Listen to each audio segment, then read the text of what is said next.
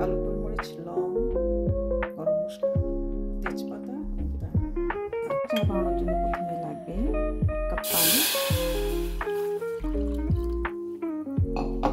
সাথে দিয়ে দিচ্ছি গরম মশলা, লং, কালো গোলমরিচ, তেজপাতা এবং তার সাথে যাচ্ছে চা পাতা। এখন এটা কয়েক মিনিটের জন্য গরম পানির মধ্যে ভালো করে ফুটিয়ে কিছুটা সময় 5-10 মিনিট আপনাকে রাখতে হবে এখানে। এখন ফুটানোর পরে আমরা এটাকে ছাঁকনির মধ্যে ছেঁকে নেব।